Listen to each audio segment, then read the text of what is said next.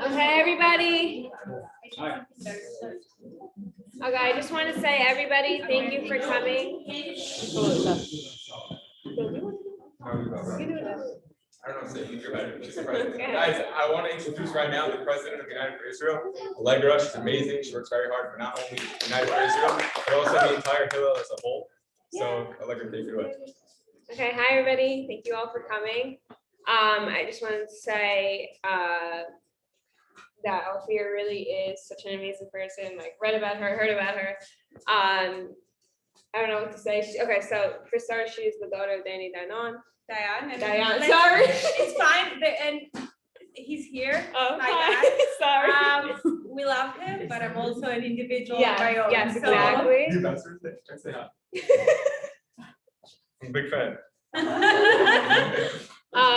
She has a really great story. She went to Columbia University and experienced a bunch of anti-Semitism, anti-Israel, and still went through it and fought it, and is here today to share her story. So,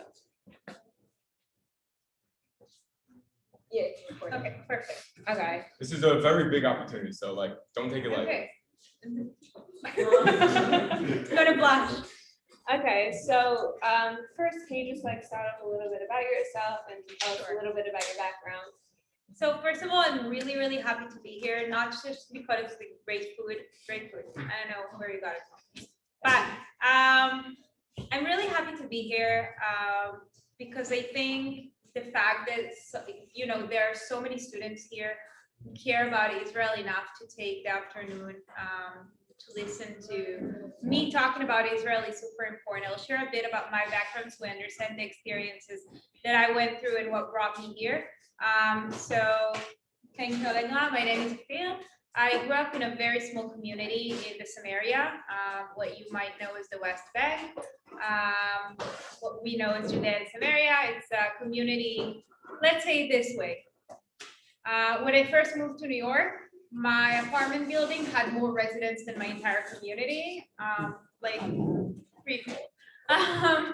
I grew up in a very small community. I was an instructor, head of branch in the Beitar youth movement. I don't know if you know it. It's a Zionist youth movement in Israel. And then, we go to the army. We have to go to the army. I decided to do a year of volunteering before the army. So I volunteered with my youth movement in the north of Israel, working with different communities in the north, in different schools, helping people, but also working for my youth movement. And then I drafted to the idea. It is important for you to understand, and until this point, all the people I met were me, were settlers. They might have been, like, I'm secular and some of them are religious, but ideologically, they were very similar to me. And then I drafted to the IDF, to the unitarians, the unit that is like considered the most like left-wing unit in the army, the IDF spokesperson unit, which was something that was very different. For the first time, I met people that were not me. Why am I telling you the story? Because it's important. That's the reason I came here. During Operation Protective Edge, I was the spokesperson of the 188 Division Brigade in the Armored Corps tanks.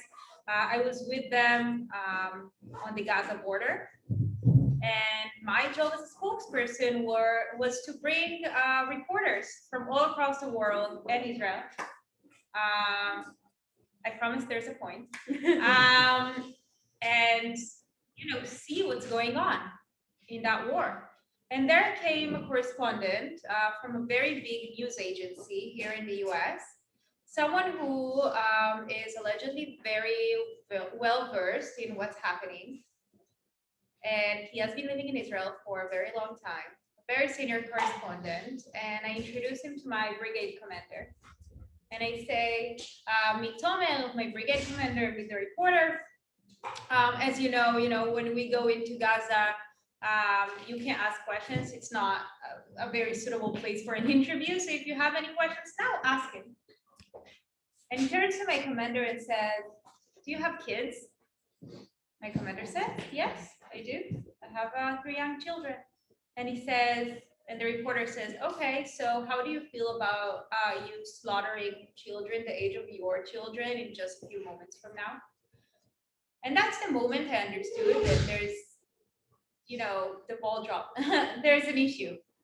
If this correspondent, who's not dumb, has been living in Israel for a very long time, that's what he feels about Israel, and that's the level of his understanding. I don't want to even imagine what the people hearing him back home here think about Israel and know about Israel. So that's what brought me here. I later went to officers course. We'll speak about whatever you want, but I started attending Columbia University. Understanding that I have a role to play here, and one of the most anti-Israeli campuses in the US, certified by Tablet and Elgaminer, yay. And it was a president of students supporting Israel at Columbia for 3 years. And now I'm getting my master's at Columbia. I'm in a direct program for BA and MA. So I'm graduating this May and moving back to Israel, which is super exciting. I've been waiting for 5 years. So yeah, that's me and how I got here to sit at your college. That's an amazing story, really. I just want to talk about your college experience and what kind of anti-Semitism that you faced on the campus. Great. So, well, it's not great.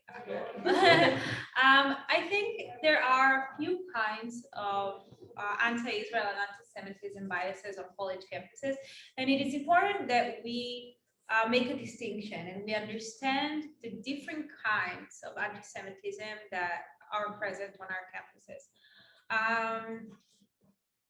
The SJP apartheid screaming students are not the only problem that we have. They are a problem. But let me offer a very different point of view. I think they, at the BDS movement, are not the big problem. They are a big problem, but they're not the most important problem.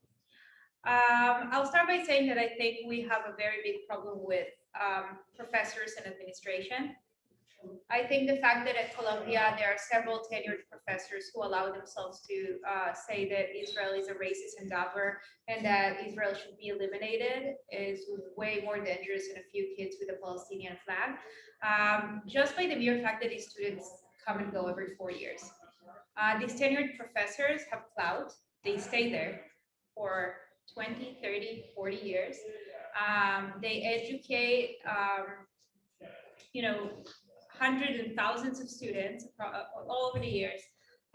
At Columbia, for example, some of our faculty teaches important books like The Invention of the Jews, which is a book discussing how the Jews are an invented people that were only invented for the sake of robbing the Palestinians of their land. And in the end of the day, these people have tenure. They can do that. They can do whatever they want, and they stay there. So that's one thing. The second thing is the administration. The non-faculty administration, I feel like they're sometimes less politically active, but it's also very important that we understand what's going on there. I'll give an example. I really am a firm believer that in stories, I think that's the best way to demonstrate what's going on. I'll give a story about my university. Columbia every year hosts a summit that is called the Global Leaders Forum. Every year during the UN General Assembly, they host senior leaders from all across the world who happen to be in the city because of the UN General Assembly, and they host them in Columbia. The year before COVID, they decided to host Dr. Mahathir Mohamad. The name probably doesn't say nothing to any of you. This person is actually the 90-something-year-old leader of Malaysia. Okay, Malaysia. And I look at the pamphlet and this name rings familiar, and I Google his name, and apparently he has a blog. That's still a thing in Malaysia. They have blogs. And on his blog, he defines himself as a proud anti-Semite. He calls himself that. It's not me, it's him. He calls himself that. Later, I find interviews of him saying things like that Jews react instinctively to money because they smell it with their long noses, like literally 1930s Europe, like really anti-Semitic. So, and this person is going to be hosted as a guest of honor at Columbia University. I don't think the administration wants to host these views, but they don't even think about it when they invite the Prime Minister of Malaysia. They think about talking about investments in Asia, about the relationship with China. They don't think about what it makes, how Jewish students feel on this campus. I'll tell you what we did in that instance. I know it's out of the question a bit, but I think it's really important. I think it's important because it taught me a lesson in understanding what we can and cannot do. What we cannot do is cancel the event. The president of Columbia University sent the Prime Minister of Malaysia an invitation to attend and talk at Columbia University. He is not going to cancel that invitation. That's a diplomatic clash. He's not going to do that. And if I came to Columbia University, President Bollinger, and said, Bollinger, you need to cancel that speech, he would laugh at my face.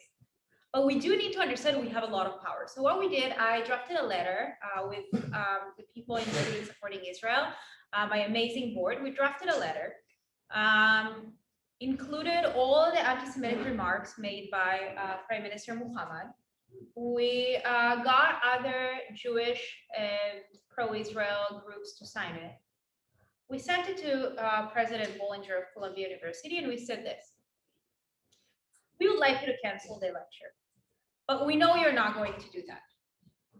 We know our safety doesn't matter that much to you, so you're not going to cancel it. But what we demand that you do, the least you can do, is call him out on stage for being an anti-Semite.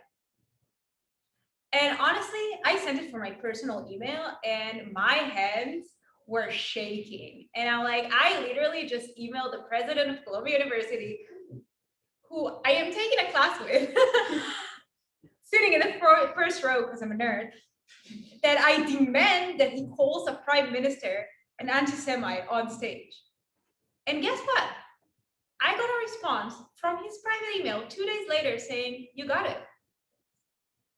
And on stage, the professor who introduced Prime Minister Muhammad said, just so you know, he calls himself an anti-Semite. This person said horrible things about Jews. But that doesn't stop there, because we are also activists. We're not just public relations people. So what we did, we printed flyers with all these anti-Semitic remarks and put them on every single chair in the lecture hall. So every single person who walked into the room and sat and listened to Prime Minister Muhammad knew exactly who the person he was listening to. And my amazing vice president at the time, who actually went to that lecture and asked him a question during the Q&A. And I was so proud of her. She was a 19-year-old American, you know, a college student, a sophomore. She just stood there and looked in his eyes, a prime minister of a country, and said, "You're an anti-Semite. How dare you show your face here? What do you have to say? Do you regret the things that you said about Jews?" Just like that. And I was so proud. Less proud of the response that he gave. He just said, well, a lot of people say that Malaysians have a flat nose. You don't see me going around saying people are anti-Malaysian. Okay. Whatever. Yeah, no, literally no one. That's the first time I heard it. Like literally not a single person. But that's the second thing. The third thing I want to say is students. This is a lot of the anti-Semitism that we face as students. And that's where we have the power. They are not going to listen to Tucker Carlson talk about Israel. They don't care about it. They care about you. You're their classmates. They would listen to you. And I think you knowing the facts and coming here, I think it's indicative of the fact that you are trying to learn the fact and you care, knowing, I'm so like, pardon my French, but knowing your shit is so important. Because when they debate you, you know what to say. And last point on that is humanizing.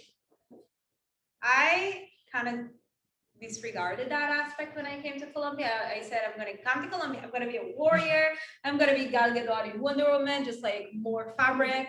It's going to be great. I'm going to go there and I'm going to show them. But then I understood one thing. When I do that, which is great, but they don't see me as a person. They see me as a walking propaganda machine.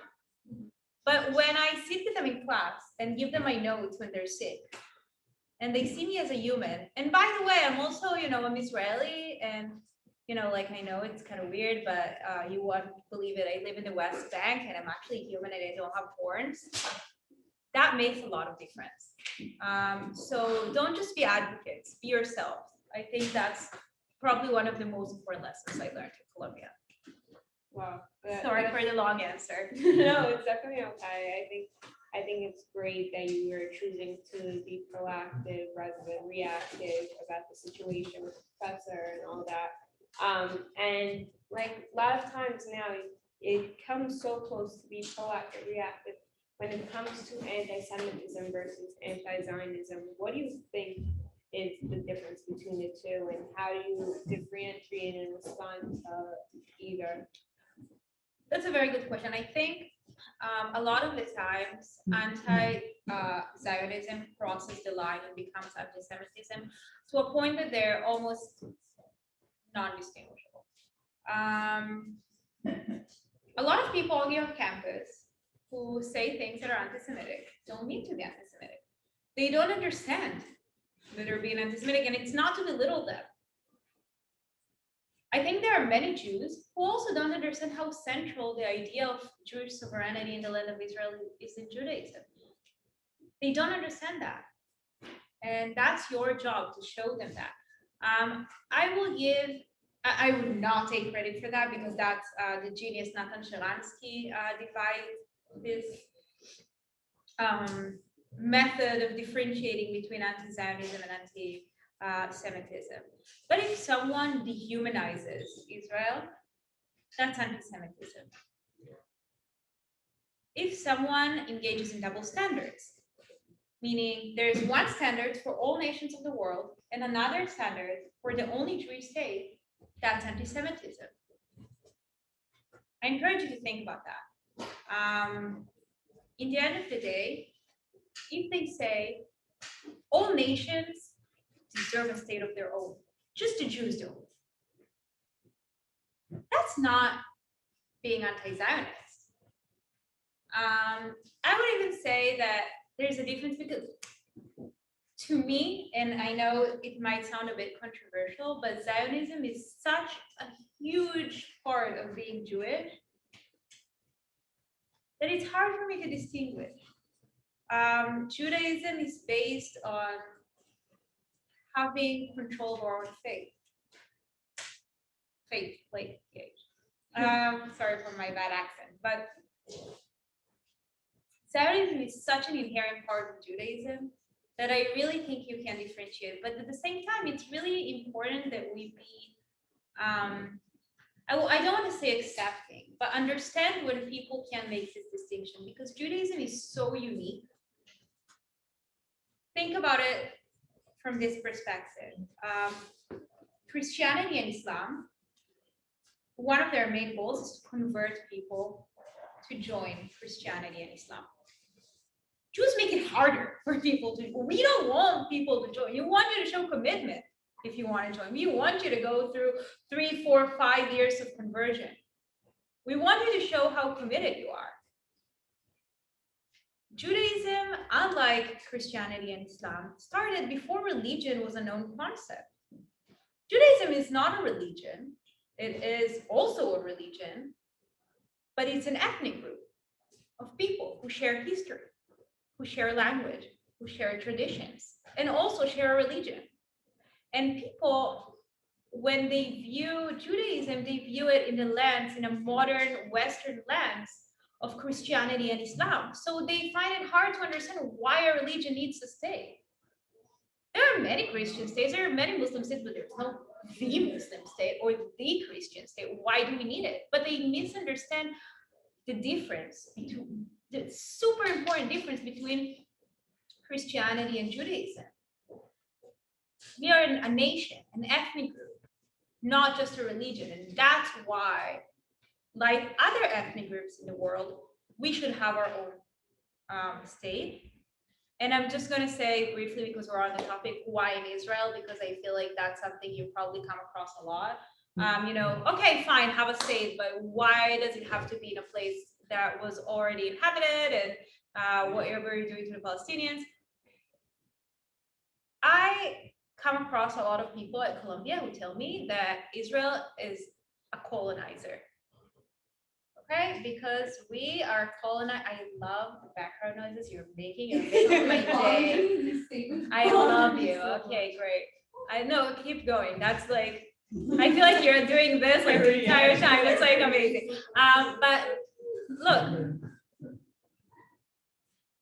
I don't like to take credit where credit is not due.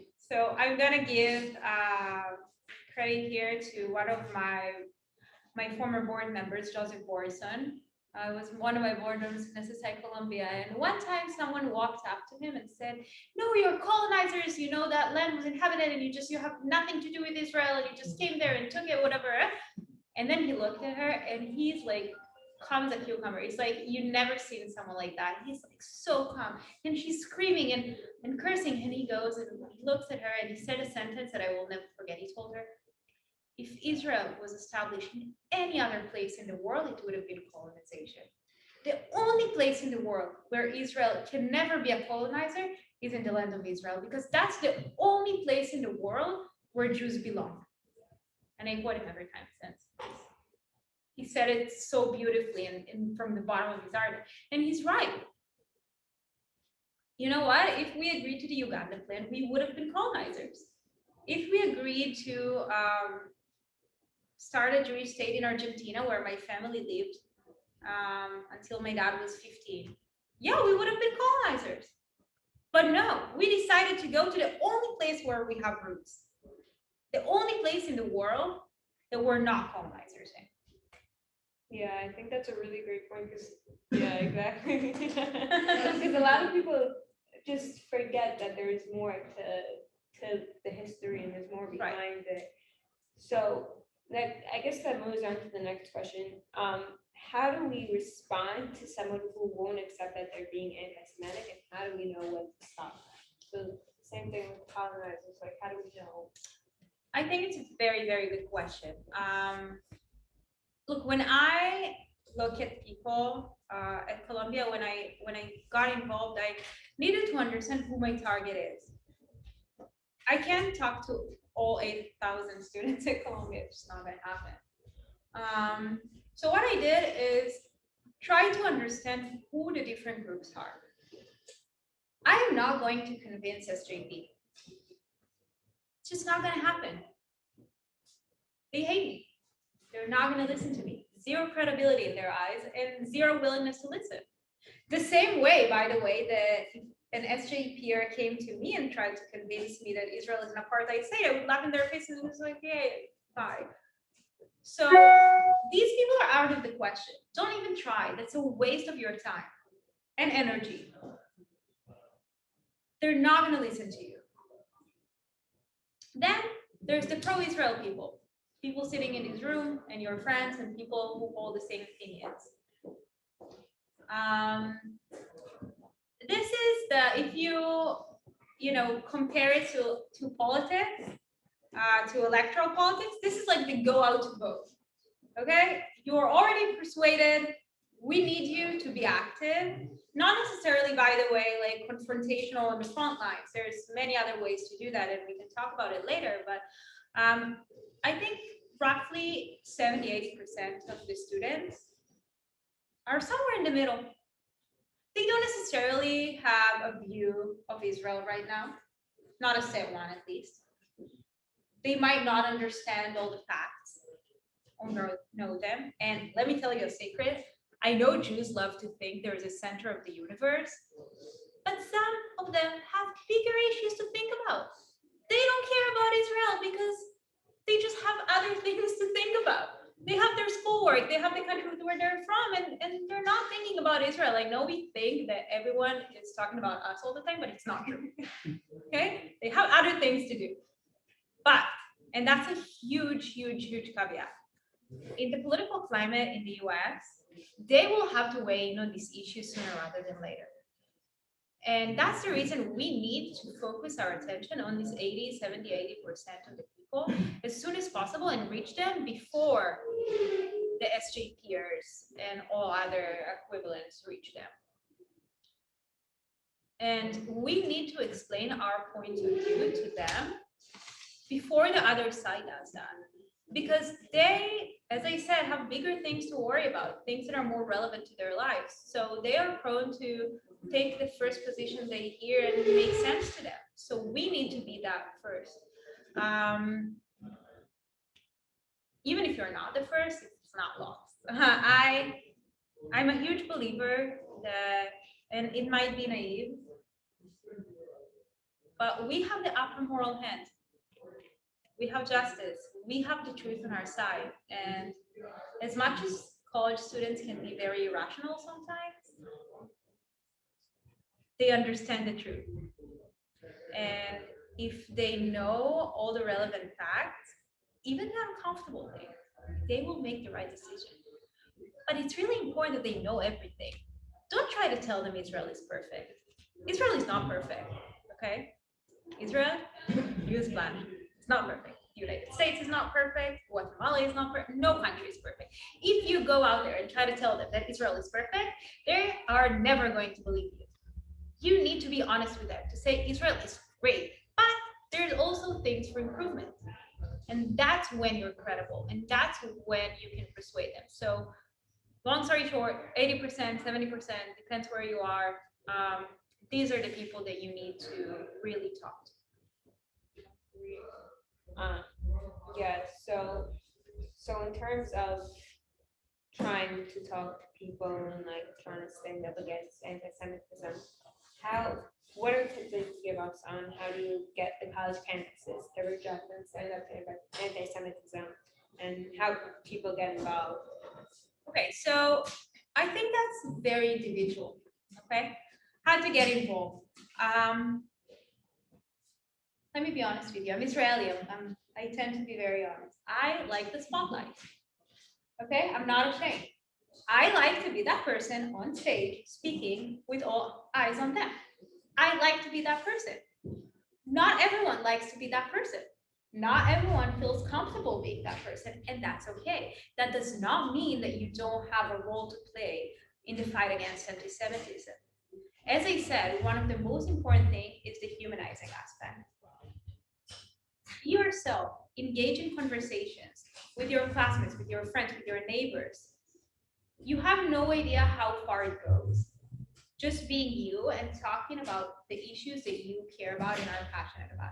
Obviously, social media is a big thing. I think COVID made it even more apparent how important it is to post on social media, to create your own content or share content made by other people.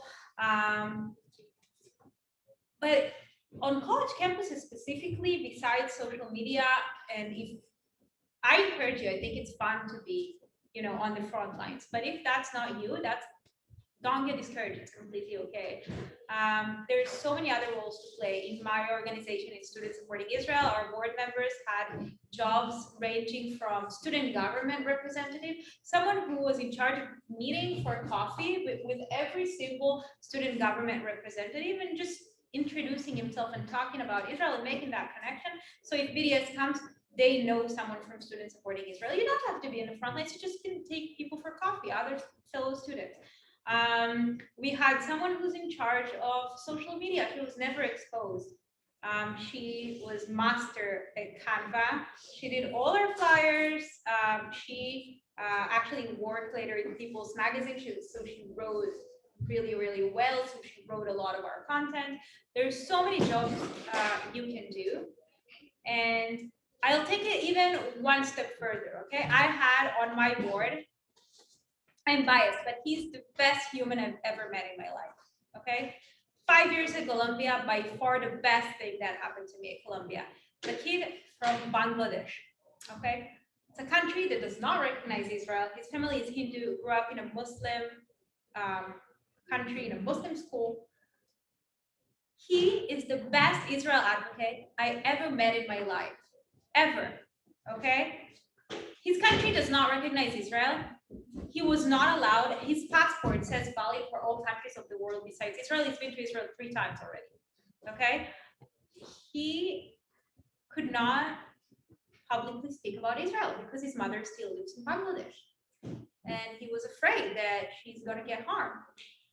It was so severe that when he went back to Bangladesh, he had to tear the Israeli visa, literally tear the page of the Israeli visa from his passport because he was afraid he's gonna get jailed because it happened to a fellow student, someone who studies in the UK and is from Bangladesh.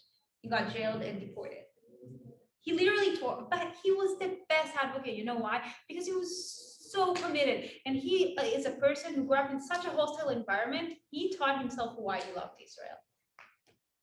And in our internal conversations in the group, right, he couldn't talk to you like I talked to you because he was afraid. Today, by the way, he's very outspoken and all still very, very smart. He got a full ride to do his PhD in physics in Princeton. He's, you know, smart people like Israel.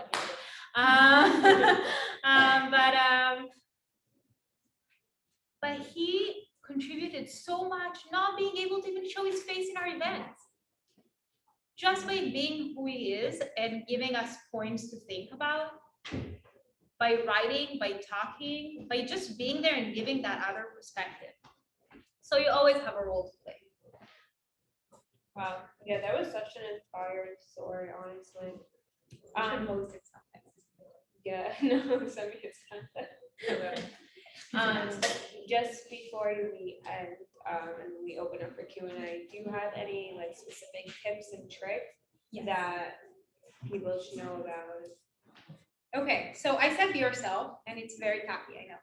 But I'm now going to give you the 30-second elevator pitch about Israel. Okay, this is something I say at Colombia probably 5 times, 6 times a week when we table maybe 60 times a week. This elevator pitch was something I crafted for progressives because I understood that we don't speak progressiveness. They don't understand why Israel. And it was absurd to me because to me, Israel is the most progressive thing in the world. So before I give you my elevator pitch, I am going to do something that I rarely do. You don't have to credit me for it. Use it. It's all yours. I think it's just messages that are super important to get out there. And I think these are messages that you've thought about them before. I'm not going to say anything that you didn't know. But I think the way we present it is super important. So when someone asks me, why Israel? Why Israel? Why Israel? Because Israel is the most progressive liberal cause on our campus. It might sound weird to you because you're used to seeing Israel as not progressive, as not liberal. But in fact, think about the story of Israel. Okay? It's a story of 1,000-year-old, 2,000-year-old indigenous population who inhabited a piece of land, who loved and worked it until a colonizing power, Western colonizing power, came to that land and expelled them, sending them to 2,000 years of humiliation, of slavery, at the height of it, of genocide. And I don't know any other group of people in the world who managed to experience this hardship and still, for 2,000 years, pray and look towards Jerusalem or any other place that they found their own. And not just that, it's the only national liberation movement in the world who managed to liberate itself after 2,000 years of persecution and genocide. And not just that it managed to liberate itself after 2,000 years of genocide and persecution, it reestablished sovereignty in the land of Israel and made it a democracy. Mind you, that David Ben-Gurion, Sharet, Katzenelson, they all came from socialist countries. They didn't know democracy. They came there and they knew that they were going to build a democracy. I don't know anything more progressive, more liberal than indigenous people liberating themselves, taking care of their own, controlling their own fate. I think that's the language we need to speak. And that's not, you know, a show I'm putting on for someone. That's the story of the Jewish people. But we got so used to having our story be ways and cherry tomatoes. And trust, I'm vegetarian, I love cherry tomatoes, okay? I use ways all the time, but that's not why Israel. That's not the reason that we came back to this land after 2,000 years, not for cherry tomatoes. And I'll even dare to say, and that might seem controversial, and I'm gonna end with a controversial note because it's fun. We came back to the land of Israel after 2,000 years, not, okay, hope you're sitting, okay, not for Sarona and not for the Israeli towers. We came back to 2,000 years for the Temple Mount, for Hebron. That's the reason we came after 2,000 years. Now, you might think of me as this crazy settler is telling you that everything is about Hebron and the Temple Mount. No. You might disagree on the desired end goal. You might think that for peace, it's worth giving up Hebron. Maybe I disagree, but maybe. I accept that you know, if that's your view. But you need to understand that if we're making that compromise, it's for us to make. We're not strangers in Hebron. We're not strangers at Judea and Samaria at the Temple Mount. We might decide to give it up for peace. We might not. But that's the reason we came back to the land of Israel after 2,000 years. We have a right there, and it's our job to decide what to do with that right, and we can reach different conclusions. But that's a right. We belong there.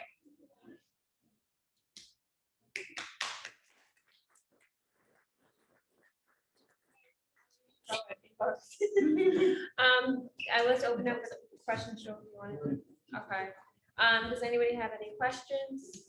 And please, difficult questions are more than welcome. Yeah. How do you feel about anti-Zionist Jews? Okay, perfect question. It's a complicated topic. I mean, a lot of the people in Colombia in the anti-Israel camp are Jews. I'll give you an example when You said a lot of anti-Israel people on your campus. Yeah. So when we had BDS come to campus, we met the leaders of the pro and anti-Israel, like the proponents and the opponents of the bill. And we were 8 people, 6 of them Jews. All the pro-Israel side and half the anti-Israel side. How do I feel about them? Different than the way I feel about non-Jewish anti-Israel people. And I'll tell you why. Look, I really struggle with their views. Sometimes they say things that are anti-Semitic. Saying that Jews do not deserve a state of their own, in my opinion, is anti-Semitic. But at the same time, I am deeply Jewish. I'm not religious. I don't keep Shabbat. I never have. But I am deeply, deeply, deeply Jewish, and they are my brothers and sisters. And although they might have views that are problematic or maybe even contrary to how I see Judaism, I view it as my role to bring them closer to us. It's not always possible, but I feel that I have the obligation to do that because they're a part of my people, they're my tribe, and I can't just let them wander off look, it's something that I've been thinking about a lot, not just in terms of anti-Israel Jews, also in terms of how Israel treats conservative and reform Jews. What scares me the most is that in 20, 30 years from now, we're going to say, you know, the history books are going to say there was once a Jewish people and then it split into two. Like they say about the tribes, you know, half of Israel stayed there, 2 tribes went there. I'm afraid that in 30 years from now, we're going to say, you know, we were once the Jewish people and now we have the Reform and Conservative Jews in the US and we have Orthodox Judaism in Israel, and they're 2 distinct things. To me, that's a scary thought. And I think that although, you know, I am Orthodox and I go to Orthodox synagogue, I tried going to Reform and Conservative during my 5 years here. To say that I connected to the same level that I feel the Orthodox synagogue, no. But they're still my brothers and sisters. And it's still my responsibility as the state of Israel to take care of them, as much as it's their responsibility to take care of the state of Israel. But obviously, it's a whole different issue because they're not anti-Israel. Most of Reform and Conservative Jews are very, very Zionist.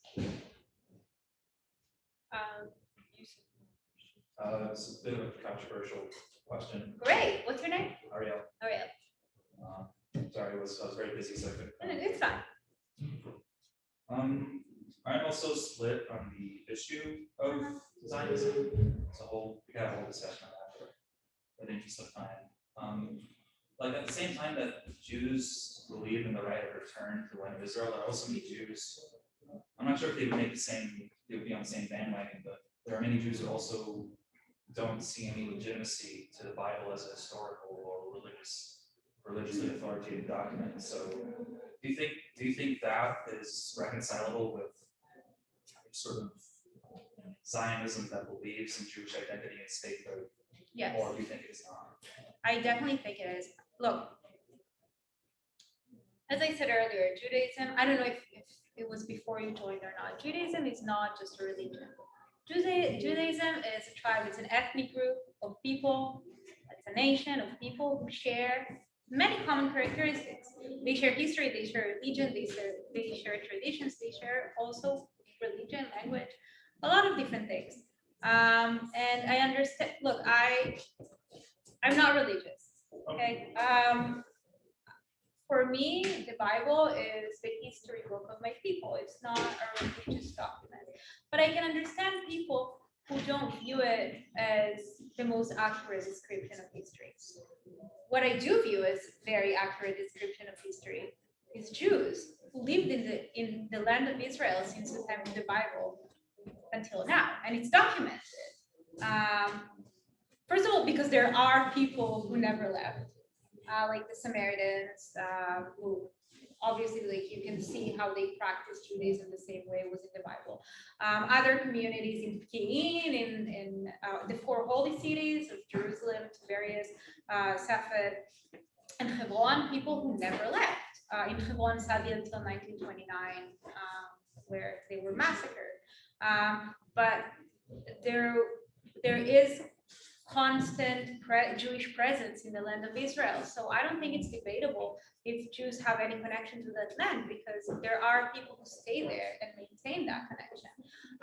And I'll say more than that, even though these are, you know, a tiny fraction of Jews, you can see that for 2,000 years, everything in Judaism, and it's very unique, remained so focused solely on this land. Like, think how crazy it is. The Jews in Canada celebrated Passover and talked about harvesting crops in the middle of the snowy winter, because they still viewed time as they were living in the land of Israel. And how Jews in Russia or Ethiopia started every morning praying for rebuilding the temple in Jerusalem, a city they never visited, a city that their great-great-grandparents might have never visited. But they opened every single morning praying to rebuild the temple in Jerusalem. And I think that is the best way to demonstrate how central Zionism is purely, you know, it's nothing more than a modern concept of that ancient connection to the land of Israel. It's just a new term for it. And I think these things show exactly how central Israel was always in the eyes of Jews. Great question. Yeah. My favorite question, by the way. How do you answer people who bring up, who admit, like, who will acknowledge that Jews have like ancient roots in Israel? So talk about how, since World War II, it's like considered like internationally illegal to like conquest new lands. Okay, that's a very good question. It's a very sticky legal issue, and I had a lot of internal debates about that. And then I decided to do something That's like my main. revolutionary: read the international law. I was like, okay, I am going to read it and understand exactly what it says. So let me do spoiler alert. Okay, what international law says is that you cannot, that occupation is defined as taking land of a sovereign country. Okay, Judea and Samaria between 1948 and 1967 was under Jordanian rule. But guess who are the only countries in the world who recognize Jordan as the sovereign over these lands? The UK, who obviously had an interest because, you know, and I think it was like Pakistan, like something in that area. No, Pakistan and Bangladesh didn't exist, but like Indonesia, something like in that region. So internationally, Judea and Samaria were never recognized as Jordanian territory, and therefore in 67, Israel could not have occupied these lands because occupation is occupying them from a sovereign country. But the world did not recognize these territories as Jordanian sovereign territory. So that's the legal issue. Legally, it's not an occupation. Now you can make the moral argument. And the moral argument is very sound. You know, you can't just take over people. But I would say that's not what Israel is doing. Israel and the Palestinian Authority, the reason that there's a Palestinian Authority is that Israel went to Oslo, whether I liked it or not, and signed an agreement with the Palestinian representatives, agreeing that they have self-control. They administer everything besides security. Even foreign relations, which is something that is very controversial because they're not a recognized state, but they control everything. Besides their electricity bill that we're still paying or whatever. My parents are also paying my phone bill, so let's like not.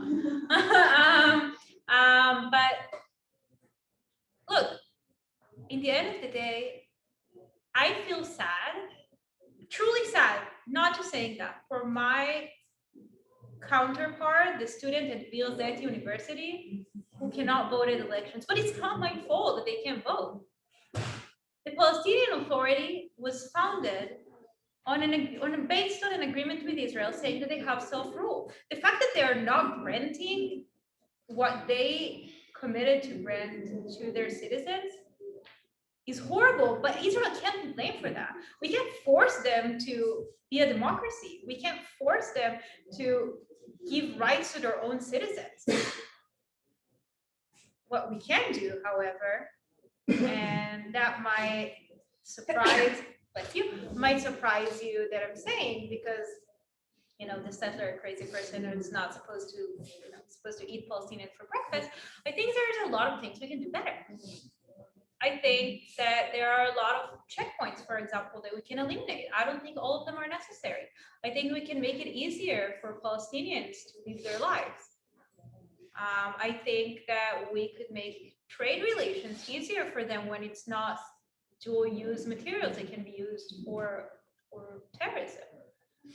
I do think there's a lot of things we can do better, but that's far, far, far distance from saying that we control them or that we're occupying them. I can also do better at school, but I'd rather be here. Not the same thing. But there's a huge difference between doing better or being able to do better than doing the worst. I think we have time for one last question. Sarah Lee? Hi, first of all, thank you for coming and speaking with us. Of course. I would say oftentimes as Jewish people, we're put in a place where we need to end on the Israeli-Palestinian conflict. And that other Jews expect us to have exit. And that's not good. With that being said, how do you feel about Jewish and Israeli celebrities who then don't come out and speak because we have so many little representatives and voices?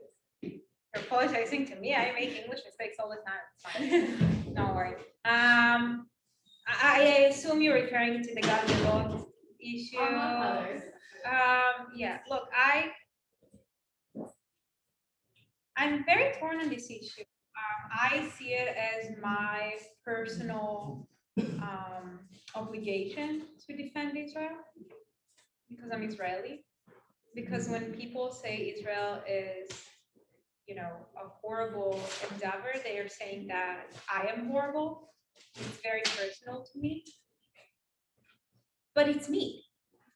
I cannot demand others to do the same. And if we're going back to the point of humanizing, I think the work Gal Gadot did to humanize Israel in the eyes of people all over the world is so valuable that even if she did not condemn every single rocket, first of all, who are we to tell her what to do? I mean, that's her own Instagram account. She can do whatever she wants with it. I would very much like her to defend Israel, and most of the time she does. And as Balafaeli and others, I would very much like them to do that. But as much as I wouldn't appreciate someone coming to me, obviously, I know Gal Gadot, there's like a 2 foot, but she's a human being. She's not a PR machine for Israel. And if she chooses to do that, that's great. She chooses not to do that, that's unfortunate, but I don't think we have the right to make a comment about that. I would say, however, that I think that Israel, the institutions in Israel, have a huge role to play. If they make Jews and Israelis in the world proud of who they are, we wouldn't have to demand them to do that. I'm very proud to be Israeli.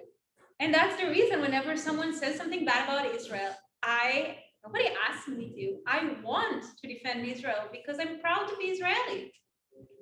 And if someone Gal Gadot is very proud to be Israeli. She's amazing, but she's my girl crush. But any other Israeli in the world would go out on their international careers being so proud of who they are and so confident of who they are, we wouldn't need to ask them to do that. So most of them are proud. And I would say one last sentence, which, if you take anything from this talk, I think that's the most important thing, is that we need to have the tools. It's not just about being proud.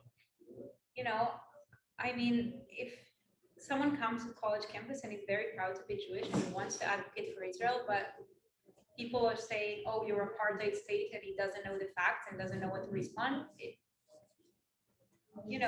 His good intentions are great, but it's not going to help in real life.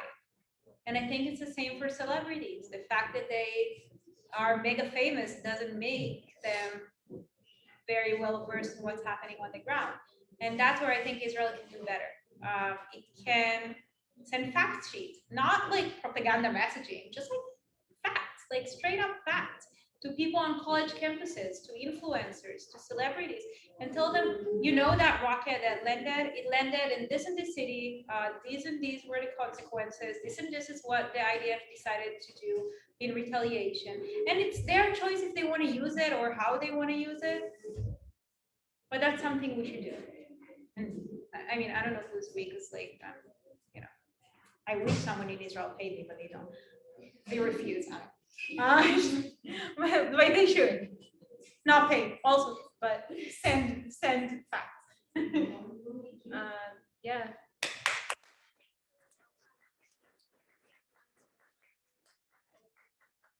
Yeah, if anyone has questions, and you can follow me on Twitter and Instagram. If you're not into politics, don't do Twitter, please. Thank you everybody for coming.